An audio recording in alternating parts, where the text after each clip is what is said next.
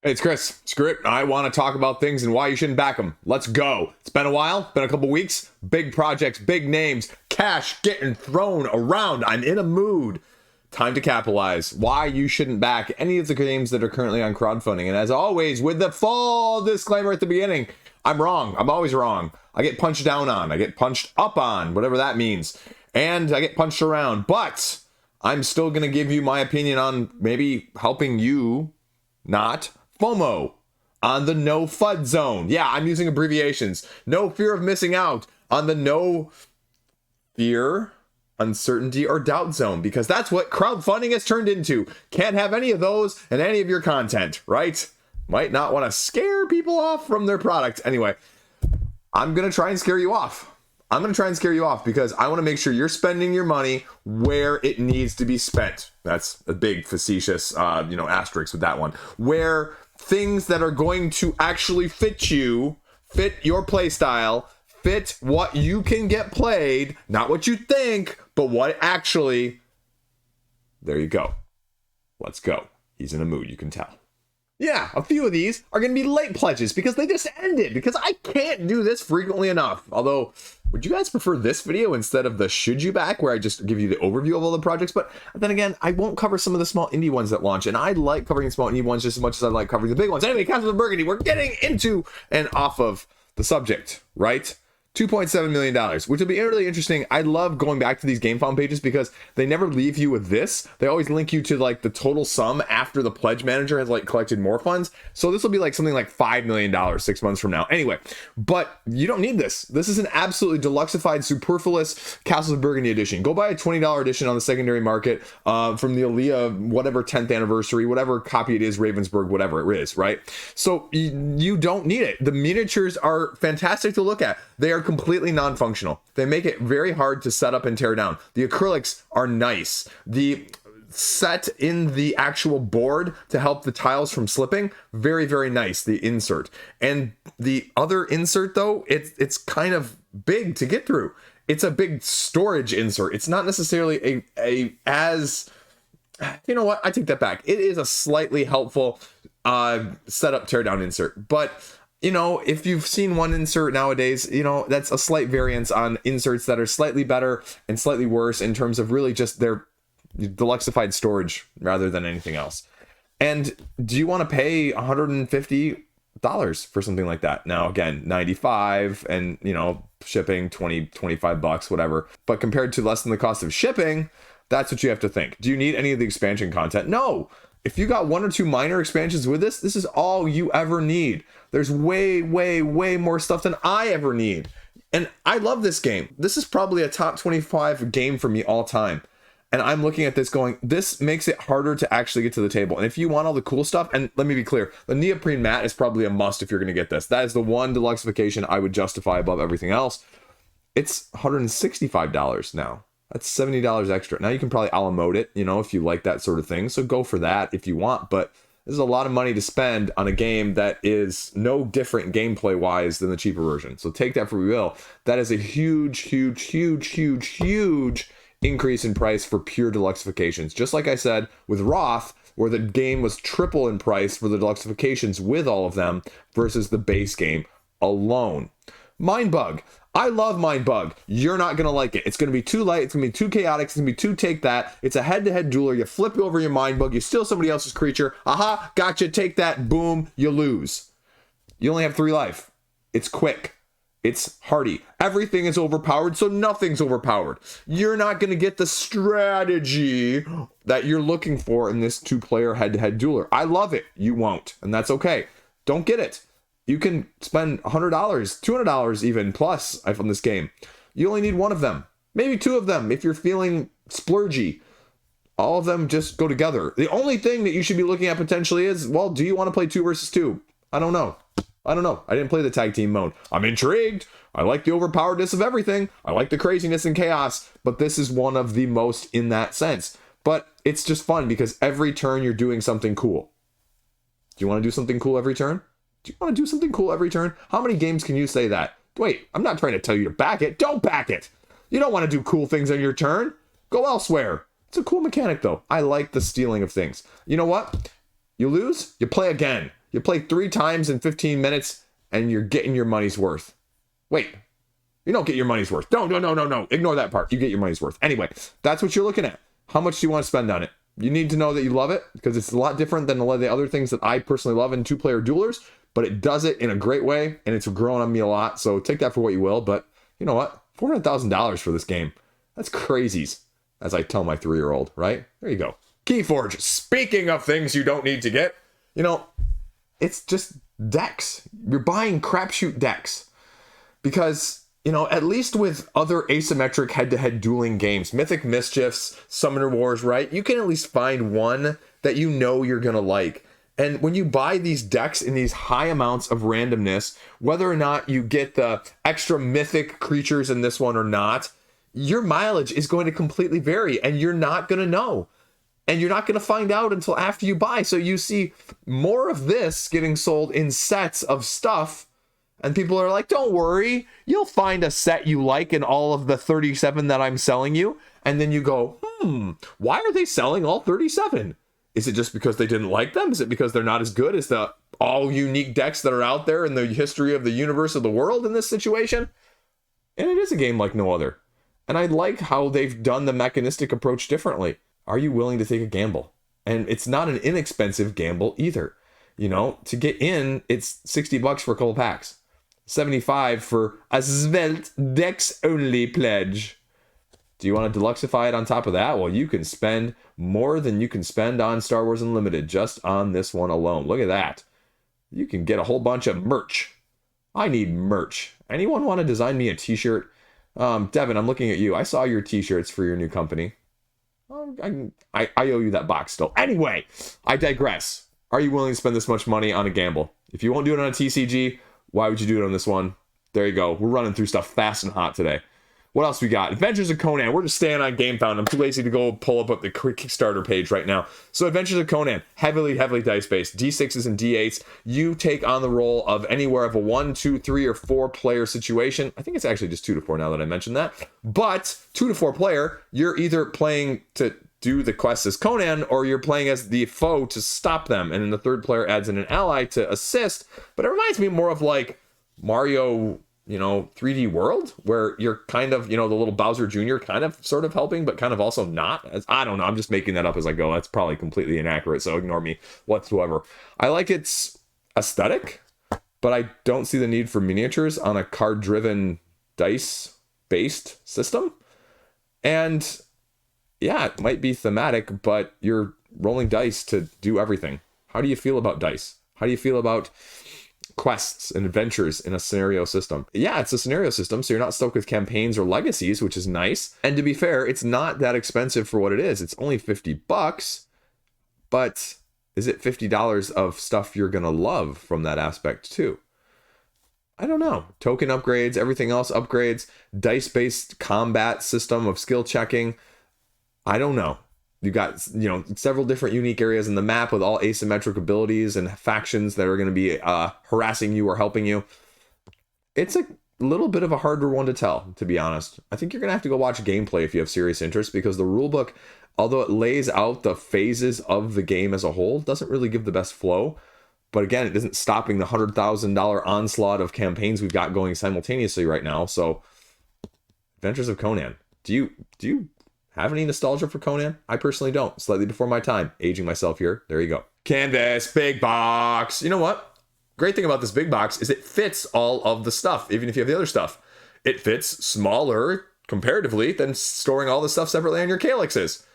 But do you love all of the canvas stuff equally? This is a very random draw, set collect style of game, right? Not bad. Not bad. No demeaning at all in that sense. But it's a lot more random, especially with just the base game alone. And do you want all of it? And the main reason you're really looking at it on crowdfunding is R2I offers you better pricing on the deluxifications, because this is an aesthetic first game for a lot of people. Not the company, I'm saying, but I'm saying a lot of people went into this saying, I want the little easels. I want the little things to hold up my actual completed paintings at the end. I want these little deluxified metal ribbon tokens. you know what? That's cool, man. You want an extra deluxeified cool box to look awesome on your shelf as a 3D aesthetic, like a lot of other people behind me do with their videos of having like miniatures and extra cool lights, and I just don't know how to do any of that stuff because I'm technically and horribly inept in the first place, and I'm an idiot when it comes to anything like that, so I can't do that. But if you want something with table presence and shelf presence, this box really looks freaking sweet with that insert right there, or that outsert, whatever, you know what I'm talking about, cover, and it's just more stuff. Do you want a couple more promos to go along with it, getting exclusive deluxifications and everything more fantastic about it as a whole? Well, people with better opinions than mine are going to tell you whether or not you should. You can all-emote it here too if you want, whether you want the deluxeifies or the non-deluxeifies. You can just do whatever you want. They give you a little spreadsheet to go along with it. So R2I, I mean, it's their best seller by far. It's got a niche, man. It hits it. But if it's not for you, I'm not sure the expansions will change it either. So take that for what you will. And if an expansion didn't change it for you, will a big box? Question mark. Euthia! Speaking of things that won't change your mind. Euthia. This is a massive game. The base game alone is going to cost you $189. The expansion with this one is going to cost you like $160. Either of them, of the two expansions, are going to cost you almost as much as the base game separately. So you're looking at even the non-deluxeified, non-extra Necromancer hero pack going to be putting you somewhere in the lines of about $500. Is this a $500 game for you? More likely even close to $600 or $700 for everything included, from a lifestyle Mage Knight RPG Diablo-esque ramp 'em up, asymmetric heroes, tech trees, gatherings, quest-based situational system. Is that sounding good to you? Do you want this, Spider Queen D&D-esque figure to go up against? I think this is personally really, really creepy. I am not a fan of spiders at all, folks. But, I mean, if you're looking for one of the best, solo games of the last 5 years, or potentially of all time, I'm not going to go that far, but I've heard it said, people love it. And I'd argue that, if you're planning to play this at 3 or 4, this is not your game. If you want to play this at 1 or 2, well, you should give it a look-see. If you want Mage Knight with a different spin and a different twist, take a look-see. But again, as compared to even the Ultimate, which is now the penultimate with the announcement of the recent addition to Mage Knight's newest expansion family, children, stepchild, I don't know, whatever you want to call it. That's the issue, right? That is $95-ish if you're lucky. And one of these 3 that I just mentioned, the base game or the expansions, just getting one of them is going to be almost double that. Double it almost officially if you're looking at just the base game, which obviously you need to get that first. Duh. So does that sound like a good thing to you? This is a lifestyle game. Don't be fooled. Anything, you know what? Anything, I'm going to say, triple digits nowadays. Almost anything triple digits on crowdfunding. Maybe we'll put even more of a disclaimer on there. Triple digits with miniatures is going to be a crowdfunding lifestyle game. I mean that in the sense that, are you playing it enough to justify it in your lifestyle? Not necessarily that it's going to encompass all of your time, like I think the definition has been used in that sense in the past, but I am giving it my own Liege spin today to say that. How does that sound to you? I mean, look at this, folks. Components. Look at that. That is hours of your time unpunching, unboxing, sorting, bagging, accessorizing. I don't know. That's a lot of stuff. It's freaking awesome. But is it freaking awesome for you? That's what you have to ask yourself, right? Deluxeify, deluxeify, deluxeify. Storage, coins, bags, trays, towers. Do you want that? Again, don't listen to me. I'm wrong, as always, but look at all this stuff that you can go check out and watch. And if you're not watching at least 2 or 3 of these to know whether or not you're liking this sort of thing, you shouldn't even be pledging for any of this thing in the first place. If you're not reading a rule book fully through and watching 2 or 3 videos, if that's your thing, of course, on backing anything over $100, I'd say you're going to be like me and lose money on stuff or get stuff that's not going to fit for you. And so I'll put that disclaimer on any game, any campaign, any game, not just crowdfunding there, retail as well. Take that for what you will. But how many times do you actually see the retail rulebooks beforehand? Not many. There you go. House of Fado. I mean, there's not really a whole lot of incentive to get this on crowdfunding, unless you want to support Eagle Griffin Games. And you know what? 3 times the number of people that needed to do so are doing so essentially right now. It's a worker placement in the lines of a lighter gallerist, with the worker kick out and get your bonus action when somebody kicks you out to a bonus space in order to go through your 3 workers that you're moving around from one of the 7 different places on the board available to you on a turn-by-turn basis. Does that sound good to you? Get your, I think, 12 victory points and go? So you're managing your restaurant. There's not really a lot of exclusives. I think people are getting bundled with some of the other stuff, the Mercado de Lisboa, which is the lighter Lisboa, and then the Bot Factory, which is the lighter Kanban. And that's what people are getting. And retail backers, well, you can do that. You can get it, if you want, through your own local retailer. Because I know you guys always comment in the comment section and let me know you do that. You can try it on Tabletopia, but unlike some of their other bigger, heavier versions of the big brothers of these, there isn't necessarily the exclusive, the mini expansion, or whatever else, even like the Garfill or whoever else, right? Like everybody else's metal coins to go along with it to incentivize you as a little bit of a more backer style of things. So, I mean, I'm really happy that it's got $56,000, but I also don't see a huge incentive unless you can get a guarantee right now that it's going to be cheaper than about, $65 shipped to you at retail. So take that for what it is. Then Fractured Sky Rift. I don't know. I'm not sure that this expansion is necessarily adding as much. It's probably adding you a little bit more of a strategic control in this slightly more random area control with a blind aspect of bidding, in a sense, where you only have so much strength in terms of what you can put down on the numbers on the airships when you're laying them hiddenly, right? I'm sticking with it. Screw it, I'm in a mood. So that is what you're doing, and you're getting resources, but you're trying to find out where the hidden stars are falling each round in order to score them, because that's what you're doing over 5 rounds to actually score victory points, not a resource management as the main driving factor, although the resources will be given as second, runner-ups, third-ups, and so on. And so you're going to have them to get better presence on the board to keep the person from running away, because they're not actually going to be getting as much resources if they get the victory points. So it's got a nice yin yang there. You're slowly eking it out and laying down your 3 ships as you control those areas, putting down your towers and your fortresses and your markets to help you, get additional strength in those areas or get more resources as you put your ships down in the first place.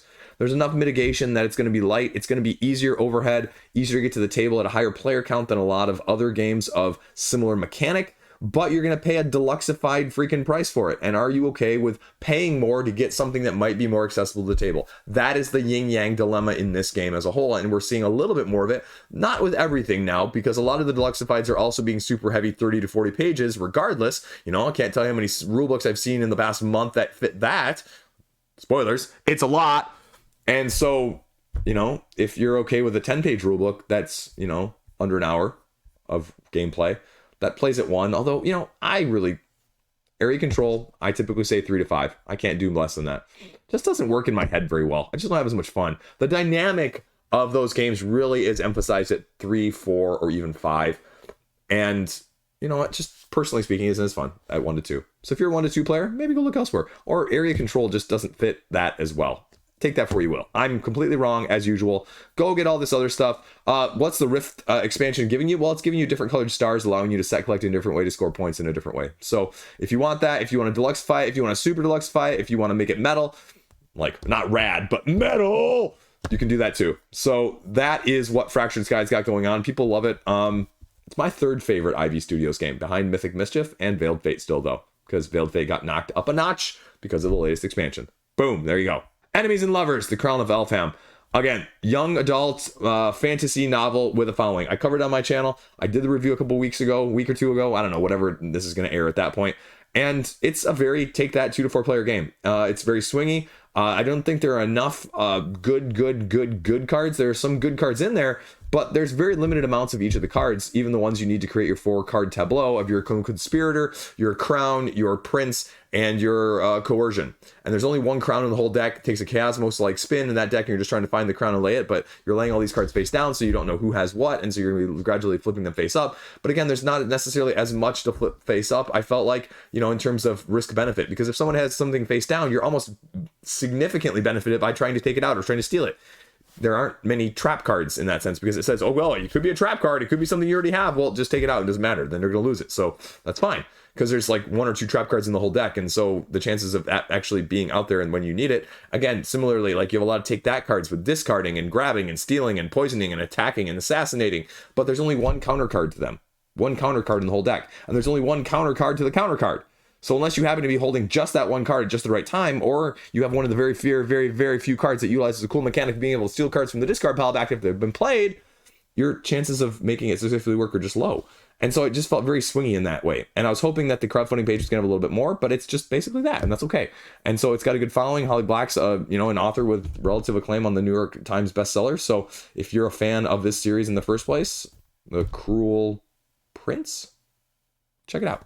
Earth, we're talking about it. What is it good for? Absolutely nothing. You are. Anyway, got a little Chris Tucker rush hour there in me. $800,000. That is freaking immense, right? 11,000 people are going in on this. Now, how many people are getting the expansion? How many people are getting the base game? How many people are getting the deluxifications? Again, I would make the argument that I don't really need the deluxifications. They're nice, but they kind of make a little bit tippy on the board. And so I kind of like the portability of some of the expansion content. And I don't really think this game is, in terms of the expansion, going to make it or break it. If you didn't like the base game originally, the expansion isn't going to, change your mind. It's offering you 1 new mechanic. It's offering you 1 new keyword, and it's going to give you a little bit more mitigation, but it also going to allow you to burn through the deck and get maybe a little bit more of the cards that you may want, maybe not though, because you're choosing a mechanism that's essentially going to allow you to choose a mechanism. And then if you just get the first one that you get, it may fit your tableau that you're building, it may not. So how does that make you feel? So that'd be the question. Everything new. Let's go see. Earth Abundance expansion. 7,500 people are getting the expansion alone. So 7,500 people only paying, $29 right now? Although I'm guessing a huge amount of add-ons that are going into this. That's still a freaking metric ton of money. And that's why a bunch of people had it as their number 1 game of 2023, right? Like, I hear you guys in the comment section. A bunch of you people love this. You know what? It grew on me. It grew on me with the expansion. Haha, badoom, dad pun. But do I love it? I don't know yet. I don't know. It's a little bit too combo heavy driven terrific for my wife to play with me as a 2-player game. And that's my only fear, because then I feel like with how slow and crappy of a player I am, it doesn't stay under like an hour's worth of gameplay at the higher player counts for me. And so that's my dilemma, because I can play something like Res Arcana in under an hour. And so that's the head-to-head comparison I make as an engine builder tableau situation system. And so again, I like it. It's staying around. Like, even though I kind of harped on it last year, like I said, I don't know if this is, comparatively for me as good as other people. Like, it also, truth be told, didn't leave my collection. And it wasn't because they sent me a copy of the base game with the Abundance expansion prototype to tell you about. It's because I backed the first time around and kept it since the first crowdfunding campaign until this time came around, and I still had it in the first place. So I don't know. Seeds, germination, sprouts, holding them on further. 6-player, again, like, that's the only problem I'll say with the expansions nowadays. This Cactadium Landmarks, I don't want my player expansion bundled with my gameplay content. It's a pet peeve of mine. I'll put it out there. I'm few and far in between, and again, like, I'm sure you guys all love it. So I'm wrong, you're right. Next game. Lafleur from the makers of Botany. Again, the aesthetic is, very, very, very, very appealing, and I think that's what won over a lot of people with Botany, but I'm not sure the gameplay has won over people with Botany as much as they were hoping. And again, it's a very basic game. I don't say that's a bad thing. I say it as, casual games for casual gamers. And so if that is what you're looking for, I think both of these are going to fit that niche, and they're going into that realm of things, and I think they're doing a great job. But if you're looking for something heavy strategic, or more dynamic in terms of the gameplay, it's going to offer you something, different than what you've seen. Neither of those games, this game or the other one, is necessarily what you're looking for in that sense, and that's completely okay. As sort of a worker placement, gather your allure to get guests in order to visit you on the garden party phase of things, so that you end up with more prestige at the end of the game, holding the best soiree. Yeah, I can pronounce soiree and chateau. Yeah, my mother had a French minor, so I am smart. Not that smart though. So you basically go round to round, location to location. You're the first person there. You get the best pick of the cream of the crop. And you get to just check out all this artwork that goes along with it. It comes with a little expansion content, a little pack, if you will, and then there's 2 other expansions that you can get along with it. Now, the only problem I have with that is, again, those 2 expansions almost double the price of the game as a whole, and you don't know that you love this game. And if you knew that you love this game, then it makes a lot of sense. But now I really hesitate to buy expansions on crowdfunding that already come with a base game that you don't know you already like. And so when it already doubles the price, it's one thing if the deluxeifications double or triple the price, but now you're getting gameplay content that you may not use for double or triple the price, because then if you don't need those expansion content and you're just kind of okay with the base game, then what would the base game look like for $30 plus shipping at retail? That's where my head goes. You're doing cards. You're doing lots of different cards, lots of different decks, drawing, gathering, utilizing as you go along. So you're building your chateau as you're going along here. You have character cards with a little bit of asymmetric ability, coins, artisan cards, flower cards, and then the map that you're going to be slowly traversing in order to, well, gather more cards, hire more artisans, and, well, build your guarding allure to then gather or attract the visitors that are located here that each have their own symbol matching at the end of each round. That's it. There you go. Prestige, opportunity, grand soiree, videos galore, and La Fleur. That kind of rhymed at the end there. We'll go with it. I'm done. It's got a lot of money, though, so people like what they see, and that's okay, too. Oh, yeah, we're hitting on it. Wonders the first CCG. $1.4 million. AI art and an exclusive situation that, well, makes it to the extreme. You can buy 1,500 packs and potentially get one of the highest rarity mythic exclusive card. How does that make you feel, right? 1,500 packs, you can spend $9,000 to get one card of that type. You know what? That'd be great if you could guarantee me that this card was going to be super expensive and super valuable, and this game had a market share or a market value that was going to stay around like any of the big 6 or so right now that are out there. In terms of your Yu-Gi-Ohs, Pokemons, Flesh and Bloods, Magic the Gathering, Star Wars Unlimited, Digimon, any of those, right? One Piece. You can't. And so if you're going to spend $9,000 on that, you're better off buying some of the old Pokemon sets and trying to flip them. So that'd be my only concern. I mean, it's got a Battle Line-esque vibe in terms of the mechanics where you've got these 7 different areas that you're slowly playing, and a Summoner Wars-esque mechanic in terms of 1 energy in round 1, 2 and 2, 3 and 3, etc., etc., etc. Different cards, different values, different interactions. With decks and packs and exclusive promos and glow packages, you can pull to your heart's content. And I'd be lying if I told you I wasn't semi-interested. At the same time, you know what? How many of these can you do? Do you really have something that looks like it's going to be sustainable or playable ad nauseum in the future? And maybe if you go, I'll buy all the first edition sets, right? And I'll try and flip them. Well, that's fine if this game succeeds. But if this game doesn't succeed and you just have a whole lot of stuff that isn't anything more than maybe, if you're lucky, a collector's item for something that's dead. And, there's whole dead CCG groups. I know that. I mean, that'd be my fear. Or you just really love the gameplay and you go on in it and you're cool with that and you're cool with whatever happens to it, sort of like I'm doing with Star Wars Unlimited. And if you really want to do that, awesome. I'm completely okay with it. And you can hopefully pull some good packs and get some of those 5 different tiers or so, or 6, whatever it may be, of rarities. And maybe you'll get lucky. Can't win the lottery if you don't buy a ticket, right? Everybody thinks they're going to be the one.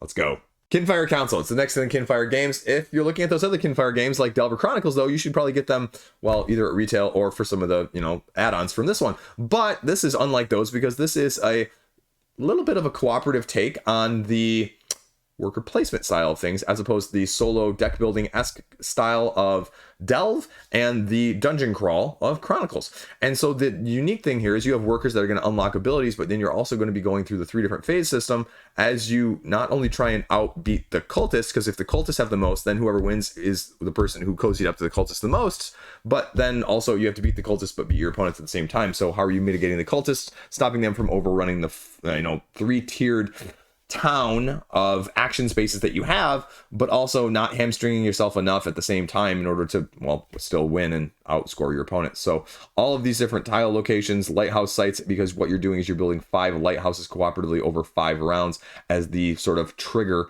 for each of those rounds in the end of the game. That's the biggest overview nutshell I can give you. Do you want an upgrade kit? Do you want the expansion to go along with it? Well, you can. This adds new location tiles and new zoning laws, because also at the beginning of the first phase, you kind of do one of these thumb up, thumb down situations in terms of these edicts or rules that may potentially govern or change the dynamics in that round in the first place. Well, apparently, though, it adds a co-op and a solo op mode that I did not notice in my crowdfunding roundup. So that's more intriguing. I'd be interested to see how the co-op mode goes if it's full co-op. I'm imagining, again, cultists are going to have some way of scoring points and taking you out, just like they probably would in the solo mode. So I'm guessing it's going to be a tweak of that system. What else, though? How unique is it? Are you going to like it? Is it going to be too much, too little, or somewhere in between? Got sort of a Lords of Waterdeep vibe with a little bit more dynamic and a little bit more going on a turn-by-turn, round-by-round basis. So unique enough, different enough? I mean, they've got a good pedigree with the other two, but if you're not sure, what do we do on crowdfunding? We wait. Again, take my advice, because I don't often take it. So Kinfire Council, again, for Incredible Dream Studios, getting $172,000 here within a couple days of launch. It's freaking incredible, but it has to be right for you. You like worker placements? Do you like a little bit of fantasy? Check it out. Otherwise, maybe wait and see. Next up, Cores of Discovery. I talked about this one on my channel, right? Great price, $39. Do you like cooperative-based, hard Robinson Crusoe-style-esque resource management with random, semi-deductive flipping up of tiles that are going to give you icons on the board that are going to be randomly displayed, and you're going to slowly try and use, again, a little bit of that deduction I just mentioned to figure out what they are, but you won't always know, so you're going to have to try and mitigate and deal with it based on the asymmetric powers your character and or the equipment you're holding is going to give you in one of the, well, I think 5 scenarios I think they have now, maybe 6, I can't remember, but you have flora, fauna, insecta, and 1 or 2 others that are going to be included, and each of them comes with different colored maps. Each of them comes with different setups of the map, so even if you play the same scenario situation, you're going to have a completely different randomized setup that can be done from that aspect. They're going to allow you to print off more from their website, and so you can play even just one scenario ad nauseum with different tile setups each and every time. And so that's what you get in the day-night cycle of, as you flip up these tiles, they slowly get allocated to the quest that you have to complete on that day. And there's going to be a lot of resource management, and you have a collective resource pool that you're utilizing. And so if you carry too much, then you get fatigued, and you have additional detriments that are going to be affecting your characters, and you're going up against some sort of enemy whenever you reveal a skull token on the map in the first place. And that enemy is going to vary in all of the different ways and all of the different scenarios and expansion content that's out there. So again, is that sounding like your style of things? I'd make the argument that I'd probably prefer it again at the 2-player count. 3 and 4, I mean, it's shared decision making. And do you have a group that does well with 3 or 4 players doing shared decision making at the same time? Is there some alpha gaming, or do you just prefer games where there's a little bit more asymmetry and there's a little bit more overhead, so you can't necessarily do that? Because you can with this one, but it's gonna be a little bit more cooperative in a true sense of making those agreements together. And sometimes, you just kind of like to make your own decisions and have the group succeed or fail as a collective, rather than the individuals all collaborating in a collective thought process. You want to see the individual thought process work out to get the sum that you're looking for in the first place. So, I mean, they put out solid games. If you haven't seen the other 2, Harrow County and Mind Management, but again, just like the other 2, right, that you need to know that this one is right for you. These aren't anything like the other 2. And so if you're looking at it as one of those, you don't buy just off of pedigree. You don't buy off of their previous games. You buy off of what this one is offering you in that sense. And you need to know that. And that's why you should or shouldn't get Cores of Discovery. What else shouldn't you back? Where else are we at? We're going one-hit heroes, co-op, boss battles, 1 hit point. Again, very random. Deck draws aren't going to be your friend. The drafting is drafting and creating your own deck, and you just might not get the cards you want. And it only takes 1 hit to lose. For scenarios, maybe not as much replayability as you're looking for, because you need ultimate replayability. You need to be able to play a game 67 times for it to get your money's worth, right? Oh, you have plenty of games that you've played 67 times, right? Oh yeah, okay, we'll talk about that later. But that's what it's going on right now. 1 hit heroes. Is there a huge reason to get it? I mean, it has a little bit of everything. Solo, it's a lighter bet style game. Maybe you're not looking for lighter style as well. This is going to be even a little bit lighter than saying something like Aeon's End. It's going to be different in those dynamics, but that's what it's going to appeal to the crowd of the most. And again, from an exclusivity standpoint, why are you going to be getting it now and versus waiting? And there's not necessarily the biggest incentive to get it now. And so that's probably going to be the biggest thing. So exclusivity, wait and see at retail. There you go. Again, we got like a dozen or so $100,000 campaigns on here. This is an RPG tabletop with an app. You don't want an app. You don't want to play D&D on a tabletop. If you're trying to get away from D&D, this is going to be, well, it's going to be close to D&D because you're basically doing a lot of D&D. So that was the question. And the other issue that I had when I covered this on the crowdfunding roundup was that there were no rulebooks, know how this is different, what this is bringing. It just says, please buy us, and here's a couple videos, essentially. So, I mean, maybe they've put out one since I filmed this, but that would be my concern, is that how different dynamically is this one if you're not familiar, because nothing on the page endorses that or really lays it out that you might want to see in terms of just pure, what am I getting? Why am I getting it over other things? So, you know, your mileage is going to vary here more so potentially than others, not because it's going to be a bad game or anything, but is it going to be the right fit for you with the amount of information given right now? So that'd be the big question mark. Then Neon Rain. I mean, the big question with this one is, how different is it going to be than your other 2-player asymmetric duelers, right? With the combo-driven system of your card laying and card playing, that's going to be sort of the thing that you can't really get from anywhere on the page. Again, like this page, just like Pericle, right? There's very little on the page itself. And again, that's fine. People are really attracted by pedigree. But as I've made the argument in plenty of other companies, I'll make the argument here with the designer of Manny Tremblay. Great designer. But I guarantee every Manny Tremblay game isn't going to be a great fit for you if you like some of his, right? Just like I say, you know, are you going to like every single Roxley game? Are you going to like every single Garfield game or Chip Theory game or Stonemeyer game because you like some of them or because you just like them in general? It's okay to support them. But you also then end up with a lot of games that aren't going to behoove you or fit you well. And, you know, 2-player dueler, combo, asymmetric ability, card laying. Is it going to be the dynamic difference if you're not a big fan of that? I mean, this isn't going to change your mind. It's going to be lighter, and it's going to be more in the lines of like Massive Verse, of that style of card game, rather than necessarily, I'd say, like your Exceeds Yomi's Battlecons. So it's not going to be like that. It's going to be more chaos and more random take that, as opposed to Perfect Information.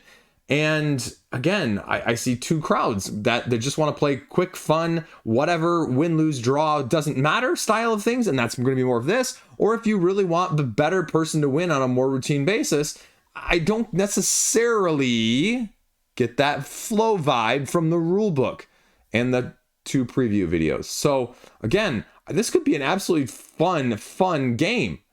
But it's hard for me to tell on crowdfunding if I'm going to like it than some of those other ones I just mentioned. And if I can't tell, folks, what's the rule? Pass and pick up later. 6th Realm, heavy Euro game. Strategic Euro combos, bonuses, engine builders, interactions, all of the highlighted keywords that you would expect out of this. Robust solo, maybe there's some metal coins down here, satisfying, slight exclusives. You know, it's a deluxeified Euro in crowdfunding, right? And all of those keywords I just said do make it stand out any more than anything else that Pericle does. And that'd be my big concern is, how do you tell the big generic Euros from big generic Euros? You know, it's going to have a combo system here, the action adjustment as you have this council basically that rotates around, and which ones are going to be active and which ones are going to give you certain resources and how you align yourself with them along their different tracks. But again, like tracks on points on points. So just like with dungeon crawls, what's the make it or break it? What's the differentiation here? Can you tell right now how this is going to compare? Better, worse, about the same, completely different, completely similar to your other heavy Euros in your collection?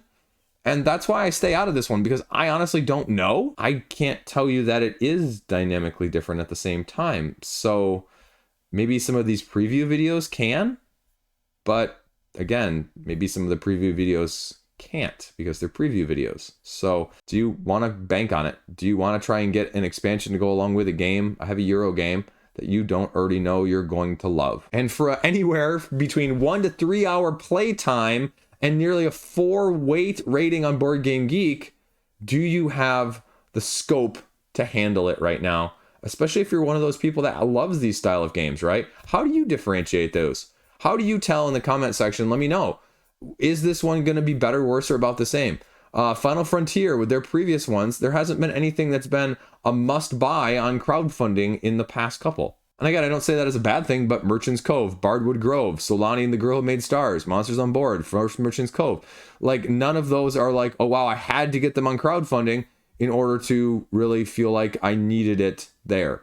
So take that for what you will, support the indie publishers, but again, worry about your wallet too as a consumer. Epoch Course of Cultures. We're just going to stay right on the Euro theme, right? 4X Civ building game. $100,000. Just cracked it at the time of me filming this. I can't tell a darn thing about Civ games. People say, oh, this is taking like the other actual Civ game and just making it all better. You know, you get 4x in 3 hours. 3 hours. 3 hours. 3 hours. Do you have 3 hours to play this game repeatedly? And I don't know. This is not my type of game.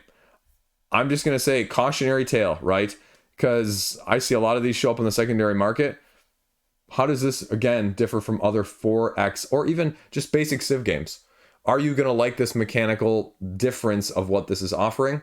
You know what? I'm not going to dig myself in any bigger hole because I know less about this one than Sixth Realm. But you know what? Again, how many Civ building games do you have if you're a Civ lover? Can you play as many as you have dungeon crawls if you're a dungeon crawl lover? Food for thought. Keystone, North America, 2nd edition.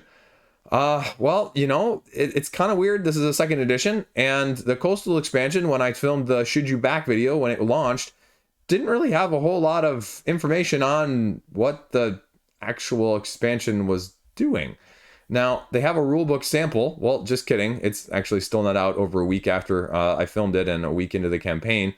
And it's a sort of King Domino combo-esque engine-driven card-playing game where you're basically, I believe, filling out a 4x4 grid of these cards, expanding your conservation centers, basically creating your ecosystems, and managing it along the way with iconography, resources, and combo-licious card-driven, fun. But is it doing something drastically unique? I'd make the argument that, even from a, pledge level side of things, it's better value than I was expecting. But if you're a return backer, it's also, a significant upgrade because returning backer pledge bundle here is $50. $50. And the whole pledge level for a new edition is $60. So that's a hefty price. And again, I always feel weird about, crowdfunding when it comes to this. First adopters are going to get it first. If you go back over the previous crowdfunding campaign, $65 for a deluxe version with a playmat as well as game box and insert. So, I mean, that's slightly better deal, it looks like, from that aspect of things. But also, you're having to get a new edition. And it looks like you're going to save some money, obviously, if you have some of these upgrades as well. But you need a coastal playmat to match your original playmat. It's not going to be cross-compatible with other stuff if you don't have the upgrade kit in the future because they say they're going to expand it further. So, that's the problem sometimes on crowdfunding as a first adopter with some of these games is now you've got an obsolete edition. Is it going to make your edition any less fun to play if you're enjoying it? No, but if you really enjoy it that much, now you have to get the coastal expansion, but you have to get the upgrade kit to back that. But you don't really need it for the coastal expansion, but if you want to get future stuff, then you're going to need it as well. So you're eventually going to get it, or you're probably just going to get it now because you don't want to miss out either. Does that sound like fun? That's sort of like why sometimes I actually do cruise control a lot on the highway now. Because sometimes you just don't feel like trying to keep up with the Joneses, right? Like, peace out. I'm just going to cruise control. If you guys want to, pass me, I'm not going to try and, got to make sure I'm going fast enough in this lane. Oh, got to make sure I'm maneuvering this way and, staying out of the way this way. Nope, I'm just going to peace out, right lane, cruise control, see you later. And I'm happy, content staying in my own lane. And so that's what you have to ask yourself in this one. Are you content staying in your own lane? Bloomchasers, 3D delight. This has beautiful aesthetic. Is it going to have the depth of gameplay that you're looking for as an abstract with a lot of randomness and how you're pulling out these flower tiles, how you're pulling out the season tiles that are going to affect things? And is it going to work as well at the higher player counts with, more of an abstract style nature, which I make the argument that almost every abstract plays best at 2, not higher. So that'd be my concern. Aesthetic is awesome. Their previous game had a great aesthetic as well. But again, aesthetic is one thing. Gameplay triumphs aesthetic every single time. So you don't get sucked in because you love the aesthetic. You get sucked in because you love the actual freaking gameplay. And I guess the other argument can be made is with this style of abstract, just like I was talking about with Ice in the past week or so, there's just so much potential for analysis paralysis in a game like this. I mean, look at all these options that you potentially have in combo with these cards down here. That's a lot. Also, they're offering 2 expansions to go along with it straight away. And again, expansions aren't a bad thing, but getting expansions on crowdfunding is a high risk nowadays. This is where the overhead is. This is where the cost is going to double or triple sometimes as well. Not necessarily in this case, but in a lot of other games, that's going to be the case. So this is only going to make it, 50% of the base game cost. So not bad, but it's $15 more than, you could spend otherwise, because the other thing I don't see on here is that you need to get it on crowdfunding, right? There's absolutely no exclusivity as far as I can tell. So if you want to bank on it or push your luck, if you will, to see if you can get it cheaper at retail, although I don't really know. I don't know what this aesthetic is going to look like. I would almost be concerned that the retail version is going to be a cheaper version of sort of like what they did with Santorini originally during that campaign on that first one. And then they went to the retail edition, which the retail like insert and like table laying and plastic mold of things is just not good. So that'd be my only concern. I just don't want people to get sucked in by aesthetics alone here. And this one has it in spades in terms of beautiful aesthetic. Gameplay, well, you do you. Dark Cities, Deluxe Editions. Here you go. Salem, Tortuga, Hollywood, Bristol, all of the ones from I can't pronounce their name games. I'm not going to screw it up, right? And Deadwood was the one you couldn't see in the picture there. The only problem I have with these campaigns, just like I said on the roundup, is that buying more to save more, right? You've seen those markups at the grocery store where they say buy 5, get 5 for $10, right? And it's never like the super useful stuff, right? It's all this superfluous fluff stuff. And you're like, but Chris, it's a great deal. If I buy 5 of these things, they're all only going to cost me $2. Yeah, they probably would have cost you like $2.25 or $2.50 as a whole if you would have bought them individually. And guess what? You know what? 50 cents on one item versus getting 5 or 3 or 4 items that aren't even relevant to you right now, because let's be honest, you're not buying 5 boxes of graham crackers here.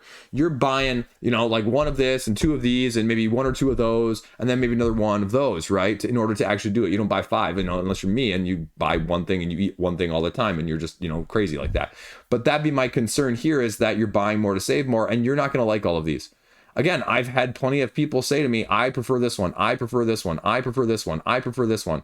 And you know what? That's freaking great, because different people have different opinions, and you're going to love these different aspects of these different social deduction games in different ways and the different mechanics that they add. But you're not going to love them all equally. Hopefully only thing you're loving all equally is your kids.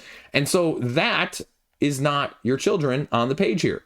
So if that's not, then you need to be aware that just like with Silver and Bezier's campaign there, they're all good, solid games. But 2 of these are going to be best for you. The problem is you don't go sight unseen buying all of them because they all fit together cool on the bookshelf. Saying, not that anybody in our hobby does that, but that'd be my concern. They put out a good product. No arguments here. I covered the Hollywood 1947 for them. I liked it. It was fun. I'm not a big social deduction person, but the deluxeified versions of social deduction games, you better be in love with, right? It better be blood on the clock tower level for you to do this, or let alone more than one. Because again, I'd make the completely opposite argument here as well, that you can make some of these games lifestyle games in addition, right? Blood on the Clock Tower is a lifestyle edition game. These are getting there if you have more than one. Because this, unlike and like everything else, at the same time, it's only going to really get the true depth of gameplay from the meta that evolves after repeated play. So, do you have enough play in it to win it? Hate it when Kickstarter does this little pop-up thing now. Man, that's so annoying. Dances and Muses, abstract, 2 to 4 player strategy game. Use dice, mark your territory, manipulate cards in a grid style mannerism, compare your dice head to head, get points, and win. That's it. You got to move them around. You got to adjust them. You got to do like that little slide puzzle thing, right? Spatial element arranging. Can you do that? Well, I can't. So it's an easy pass from that side of things. But I like the idea of it as an abstract in a really simple, straightforward 30 seconds to learn. So, it's indie. It's maybe gonna hit your vibe and give you something you like, but it may not as well. Because this is one of those games I look at and I go, the idea of it, freaking awesome. The actuality of it, when I play it, I'm not necessarily as sure. And so like I said earlier, well, if I'm not sure, then I'm gonna end up passing on it. Price is fine. You can deluxify the heck out of it if you want to, and you can, get a few stretch goals with it as well. So That's awesome. But you have to love the core mechanic of this game, just like all these others. And so from a spatial abstract style, is that actually your ilk? Again, not just a Greek theme on top of it. So Dance of Muses. There you go. Don't back anything. Don't back anything. Don't back anything. Don't back anything. And go back stuff if you really want to. So that's all I got. That's all I got. Have a great day. Have some fun. Don't buy too much stuff. Mitigate. Propagate. Initiate. I'm running out of words that end in TION right now, or at least that sounds. So we're going to end the video right there before I get myself in trouble. Stay classy. Peace out. See you around. Subscribe? Question mark? Run Burgundy?